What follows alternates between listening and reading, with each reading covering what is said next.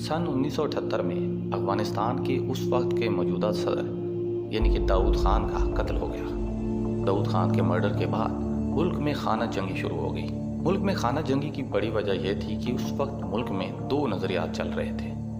ایک تو تھا کمیونسٹ نظریات جس کو رشیا کی حکومت سپورٹ کرتی تھی، اس کو ہم لبرل نظریہ بھی کہہ سکتے ہیں، جبکہ دوسری طرف اسلامک نظریہ موجود تھا۔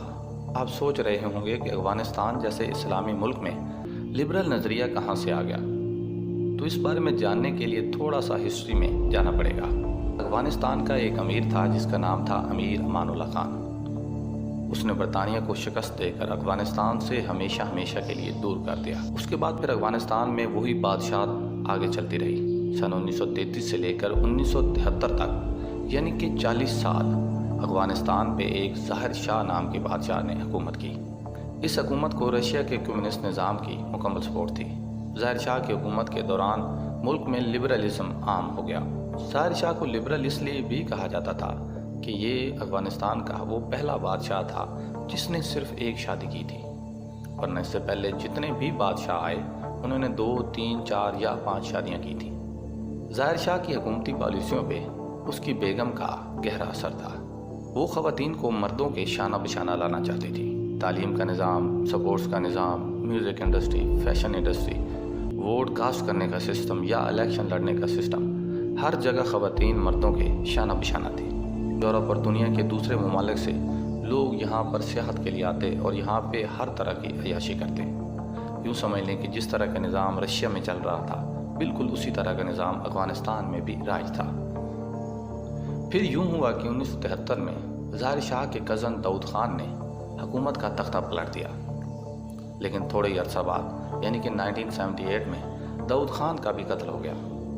داؤد خان کی حکومت کو کیونکہ رشیا کے نظام کی سپورٹ تھی، چنانچہ رشیا کو افغانستان پہ چڑھائی کا بہانہ مل گیا۔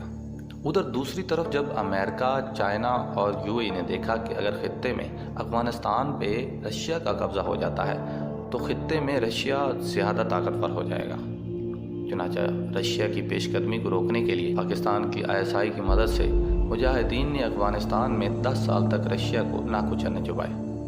رشیا اس خطے میں 10 سال ذلیل ہوتا رہا۔ آخرکار 1989 میں رشیا نے مجاہدین کے ساتھ ایک معاہدہ کیا اور ہمیشہ کے لیے افغانستان سے چلا گیا۔ رشیا کے جانے کے بعد مجاہدین کوئی سٹیبل گورنمنٹ نہ بنا سکے۔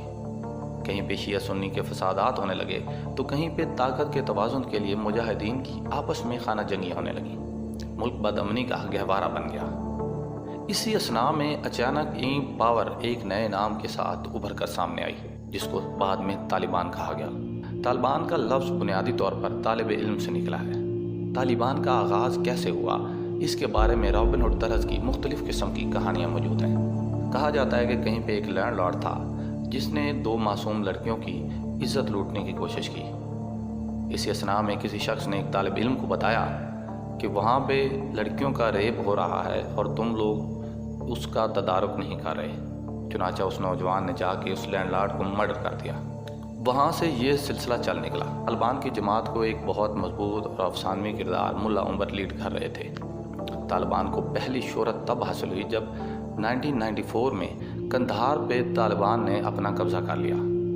یہ بہت گنے چنے نوجوانوں پر مشتمل ایک جماعت تھی۔ قندھار پاکستان، انڈیا اور افغانستان کو سینٹرل ایشیا کے ساتھ کنیکٹ کرتا تھا، یعنی کہ یہ سب سے بڑا تجارتی راستہ تھا۔ اس تجارتی راستے پہ پہلے پرشین امپائر کا بھی قبضہ رہا، اس کے بعد الیگزینڈر، پھر مغل آئے، لیکن افغانستان کی تاریخ ہے کہ کوئی بھی بیرونی حملہ آور یہاں پہ زیادہ دیر ٹک نہیں سکتا۔ طالبان قندھار پہ چڑھائی کے بعد پوری دنیا کی توجہ کا مرکز بن گئے۔ طالبان آہستہ آہستہ شہر فتح کرنے لگے۔ دوسری طرف کچھ شمالی اتحاد، اسماعیل شاہ اور کچھ ازبک اتحاد تھے جو طالبان کی مخالفت کر رہے تھے۔ غرض یہ کہ طالبان افغانستان کے تقریباً 85% علاقے پہ قبضہ کر چکے تھے۔ طالبان نے افغانستان میں اپنی حکومت تو بنا لی، لیکن طالبان کی حکومت کو بہت سے مسائل کا سامنا تھا۔ طالبان کی حکومت کو پاکستان، UAE اور سعودی عرب کے علاوہ کسی ملک نے تسلیم نہ کیا۔ تسلیم کرنا تو دور کی بات تھی، طالبان پہ امریکہ اور دوسری یورپین یونین کی طرف سے مختلف قسم کی پابندیاں لگنا شروع ہو گئیں، جس کی بڑی وجہ یہ تھی کہ افغانستان میں اسلامی شرعی نظام کے مطابق گورنمنٹ چل رہی تھی۔ جس میں اسلامی سزائیں بھی نافذ تھیں۔ اس کے علاوہ افغانستان میں میوزک، ٹی وی اور فیشن انڈسٹری پہ مکمل پابندی تھی۔ عورتوں کو تعلیم حاصل کرنے، ووٹ کاسٹ کرنے یا الیکشن لڑنے کی بالکل اجازت نہ تھی۔ اس کے علاوہ افغانستان میں ایک بہت بڑا بدھ مت کا بت تھا جس کو طالبان نے توڑ دیا۔ طالبان کے لیے معیشت چلانا بہت مشکل ہو رہا تھا۔ اسی اثناء میں دوسری طرف ایک اور بڑا واقعہ ہو گیا جس کو بعد میں 9/11 کے نام سے یاد کیا جاتا تھا۔ 9/11 کا مین کردار اسامہ بن لادن افغانستان میں طالبان کی حکومت کی پناہ میں تھا۔ امریکہ نے طالبان سے اسامہ بن لادن ان کے حوالے کرنے کا مطالبہ کیا، لیکن طالبان نے مکمل طور پہ انکار کر دیا، جس کے بعد اکتوبر 2001 میں امریکن اور نیٹو فورسز نے افغانستان میں اترنا شروع کر دیا۔ تھوڑے ہی عرصے بعد یعنی کہ مڈ دسمبر تک امریکہ نے طالبان سے ان کے مین علاقے چھین لیے۔ طالبان جو کہ امریکہ کا مقابلہ تو نہ کر سکے، لیکن طالبان نے اپنی حکمت عملی فوراً طور پہ چینج کر لی۔ طالبان پہاڑوں میں روپوش ہو گئے اور اس کے بعد وہ ان کے ساتھ گوریلا وار لڑنے لگے۔ یہ وہی وار تھی جس کی ٹیکنیک ان کو پاکستان کے ISI نے رشیا کے خلاف لڑنے کے لیے سکھائی تھی۔ ادھر دوسری طرف امریکہ اور یورپین یونین کی مدد سے جرمنی میں طالبان مخالف جماعتوں کا ایک اجتماع ہوا۔ اس اجتماع میں امریکہ کی مدد سے افغانستان میں ایک انٹرم گورنمنٹ بنائی گئی۔ بعد میں 2004 میں جب افغانستان میں الیکشن ہوئے تو حامد کرزئی اس وقت افغانستان کے صدر منتخب ہوئے۔ حامد کرزئی انڈیا میں تعلیم حاصل کر چکے تھے۔ وہ مجاہدین کے ساتھ بھی مل کر رشیا کے خلاف لڑتے رہے۔ سن 1992 میں وہ مجاہدین کی طرف سے ملک کے وزیر خارجہ بھی رہ چکے تھے۔ حامد کرزئی کے طالبان مخالف نظریے کو ہر شخص جانتا تھا، چنانچہ حامد کرزئی کو اس لیے امریکہ کی طرف سے مکمل سپورٹ حاصل تھی۔ حامد کرزئی کے دور میں پھر دوبارہ عورتوں کو الیکشن لڑنے اور ووٹ کاسٹ کرنے اور تعلیم حاصل کرنے کی اجازت مل گئی۔ چنانچہ حامد کرزئی کی حکومت آنے کے بعد طالبان پہاڑوں میں روپوش ہو گئے۔